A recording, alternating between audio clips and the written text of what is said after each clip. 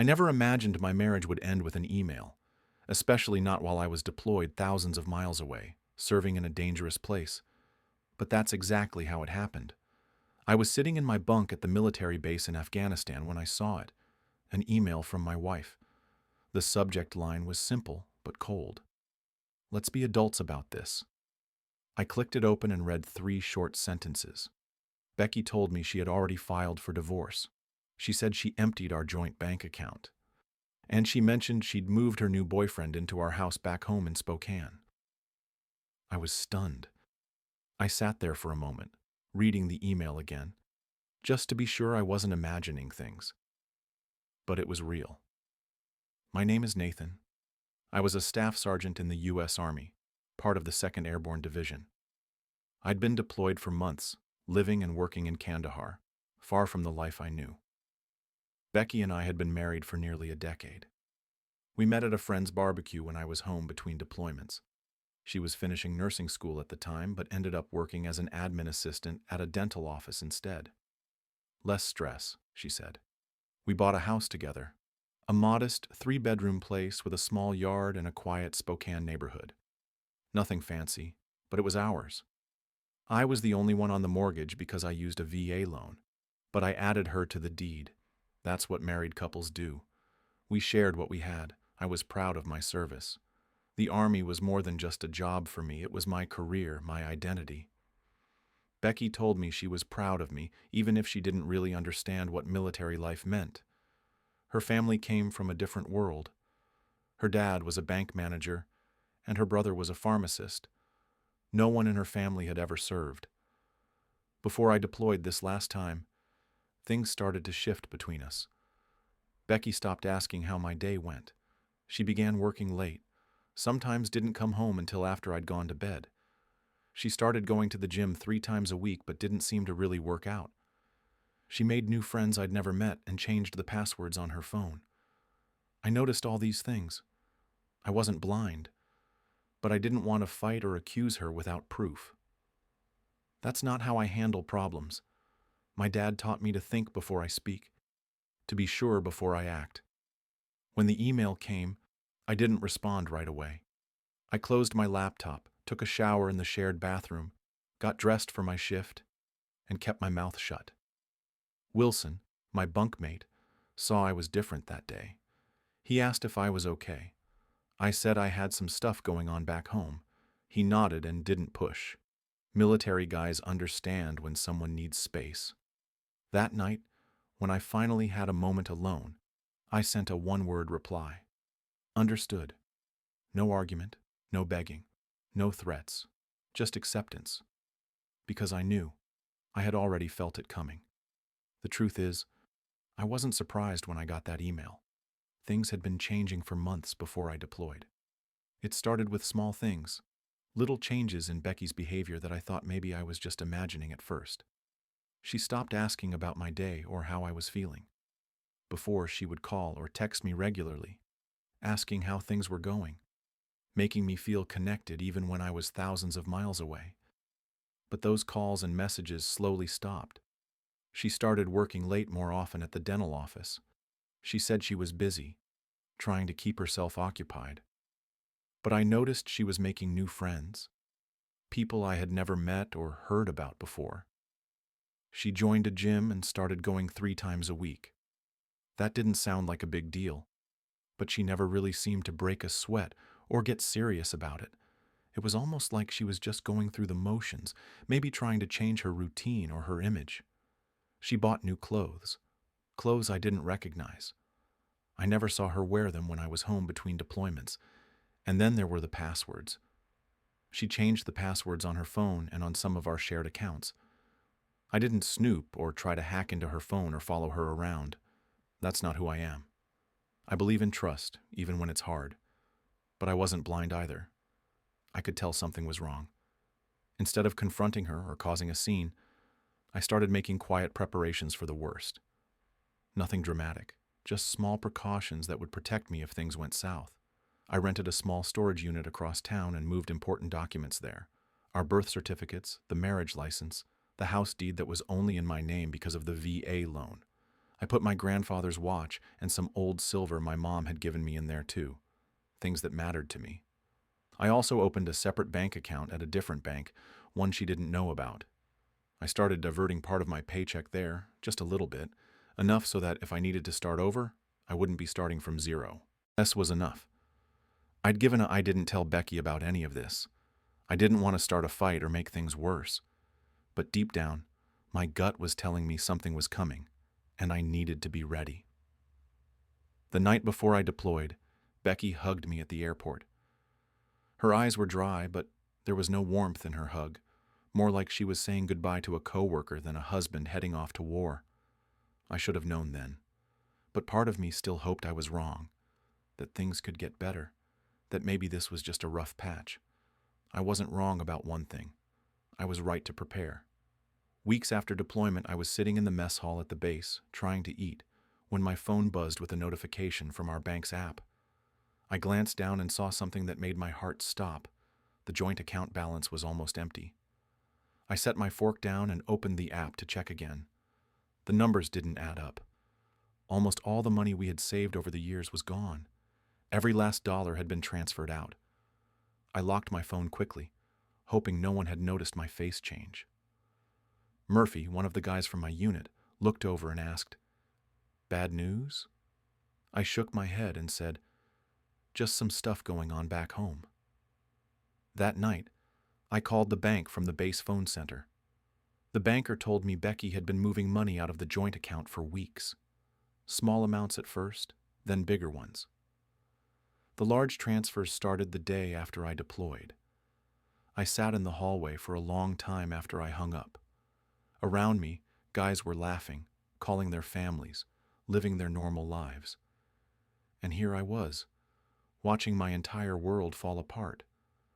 When Wilson found me later, he said, "You looked like you'd seen a ghost at dinner." "What's going on?"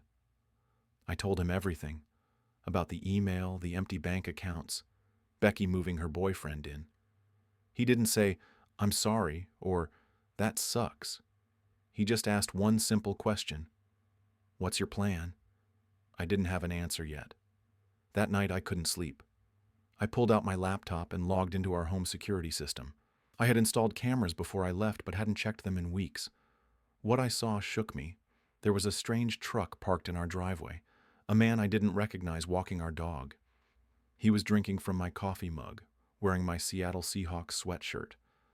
And there was Becky, laughing, cooking in the kitchen I had renovated during my last leave. I closed the laptop and pulled out my phone. This wasn't about anger anymore.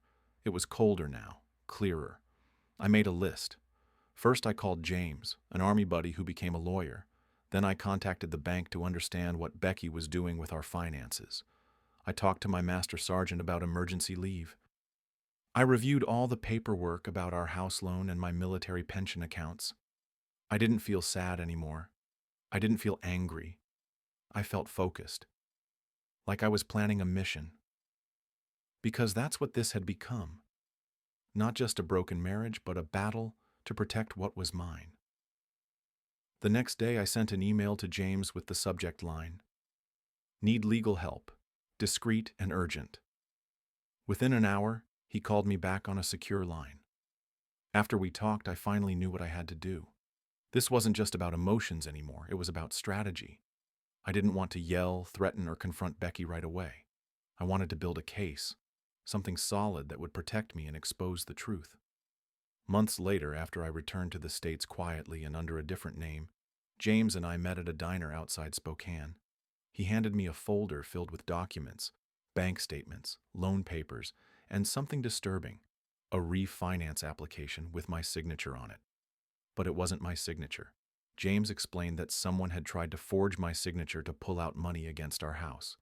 The middle initial was wrong, and the handwriting didn't match mine. Becky had done this. She had taken out a loan on our house without my knowledge, then cleared out our joint accounts. And she had listed her boyfriend, Jeremy, as a co-applicant. Jeremy had a record, 2 DUIs and a fraud charge. I took a deep breath and asked James what my options were. He said first I needed to decide what I wanted. I told him I wanted what was legally mine, and I wanted Becky to understand that there would be consequences. The next day, I went to the bank and showed the loan officer my real ID, the forged documents, and explained everything. The officer's face went pale. He said he'd report it immediately. I had already filed a police report, but this was new. The bank froze the funds from the fraudulent refinance, but they told me some of the money was already gone. That's when things got worse. A large part of the stolen money had been transferred to someone named Daniel Spencer, someone I'd never heard of. James ran a check and found out Spencer was a real estate agent who specialized in quick sales for cash buyers. Turns out, Jeremy and Spencer had worked together before, selling homes below market value and cutting shady deals. I was shocked. This wasn't just Becky leaving me for another man. This was a bigger operation, a criminal scheme targeting military families like mine. I contacted the FBI. They took the case seriously because it involved fraud, identity theft, and crossed state lines. Suddenly I was part of something bigger. I wasn't just fighting for myself. I was helping expose a criminal network. The FBI agents recorded my statement and took copies of everything James and I had gathered. They said Becky's level of involvement was still unclear. Was she a victim too?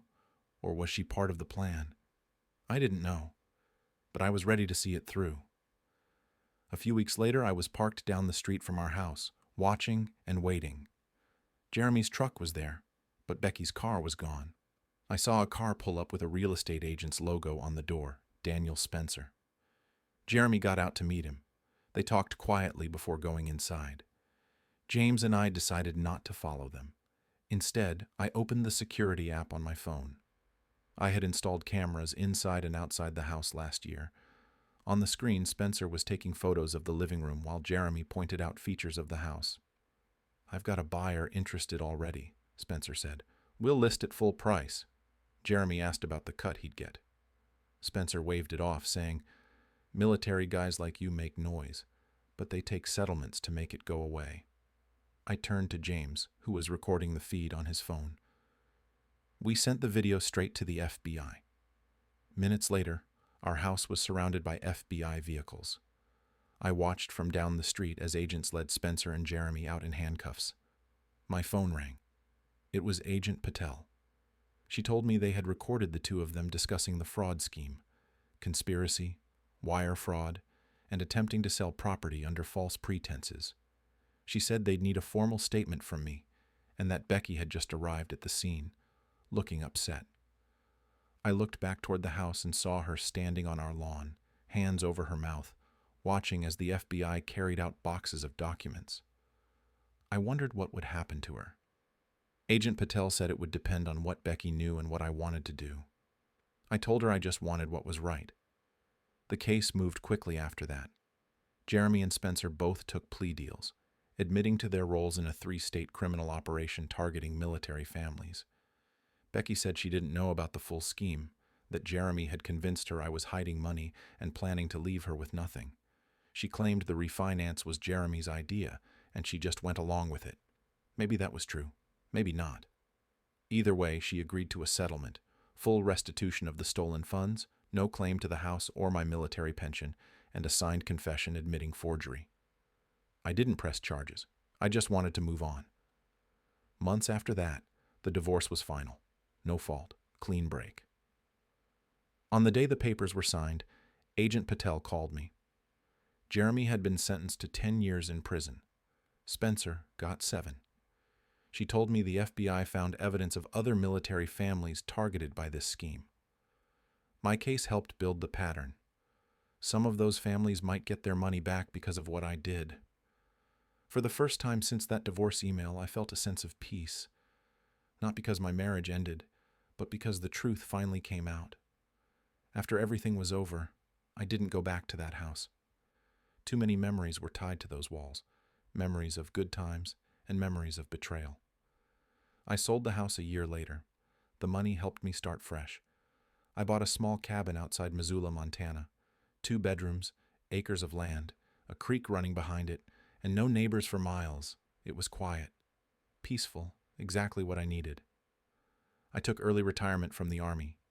10-year lot. Now, I spend my days doing carpentry work for locals. Nothing fancy, but it keeps my hands busy and pays the bills. My military pension covers the rest. I got a dog, a German Shepherd named Scout. He keeps me company and reminds me that life goes on. Sometimes I think about Becky. I've heard she moved back to her hometown in Oregon and started working at another dental office trying to rebuild her life. I don't hate her anymore. To be honest, I don't feel much about her at all. She made her choices and I made mine. One day I got a letter in the mail from a woman in Fort Worth, Texas. Her husband was in the Navy and had been deployed when Jeremy and Spencer tried to pull the same scam on her family. She wrote, "You don't know me, but you saved our home. Thank you. We're fighting back because you fought back." I read that letter twice. Then I pinned it to my refrigerator.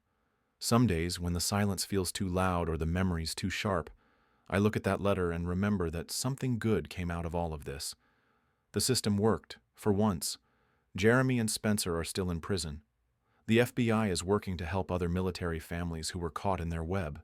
As for me, I'm finding my way forward, one quiet day at a time, building something new, something that can't be stolen or forged or broken, something that's just mine. If you've ever been betrayed or faced a life-changing surprise, you're not alone. Life can be tough, but sometimes the hardest battles lead to the strongest new beginnings. Thanks for listening to my story. If you found it meaningful, please like, share, and subscribe for more real-life stories. And if you want to share your own experience, leave a comment below. I'd love to hear from you.